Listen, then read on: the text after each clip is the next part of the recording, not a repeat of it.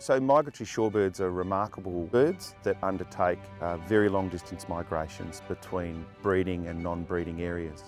Those breeding areas are in the northern hemisphere. They're areas that in summer are rich, productive wetlands, but the winter is so harsh they have to leave, so they move to the southern hemisphere where they spend a non-breeding period.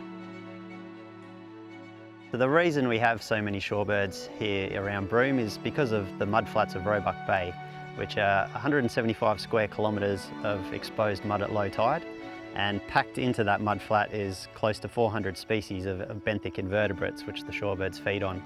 We also, as you can see around here, we've got a mosaic of beautiful freshwater wetlands where the birds can also come to continue feeding. As a Yari Ranger, we manage the land around the Broome area, so it stretches right around to Roebuck Bay, south past Ego Beach and north up to Willie Creek. We manage it by doing land patrols, doing some research and monitoring, and we get involved with the bird observatory. So for almost 35 years we've been doing abandon studies on the shorebirds, mostly putting little flags on their legs, and then we follow them as they go through the flyway up into Southeast Asia to Korea. The East Asian Australasian flyway is one of 9 major flyways in the world and is by far the most threatened. The Goom Estuary project is providing Woodside with the opportunity to be involved in the conservation and protection of a critical shorebird stopover in the East Asian Australasian flyway. The project has a number of key objectives: to provide advice both on conservation management and sustainable ecotourism for local stakeholders, to help leverage a UNESCO World Heritage Site listing for the area, and to consolidate and collect effective data. We're also interested in trying to understand what human change in the flyway means for these birds, because there's a very large number of human beings living in the East Asian Australasian flyway.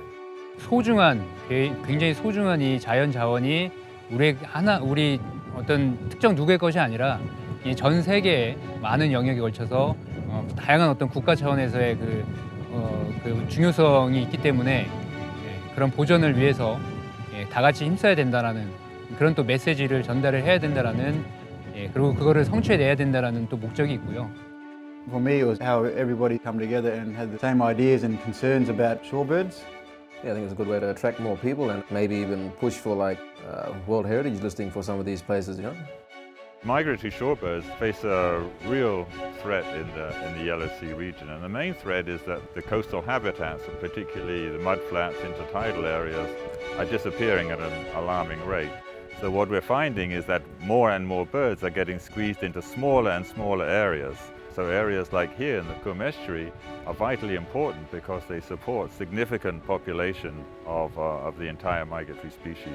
We're actively encouraging private sector organizations to work with the partnership, and we have a very good example of cooperative activities in the Goom Estuary project, which brings together BIRDLIFE, Sochon County Local Government of Korea and Woodside to try to protect critical sites in the estuary for shorebirds that use both the Goom Estuary and Australian mudflats in the winter.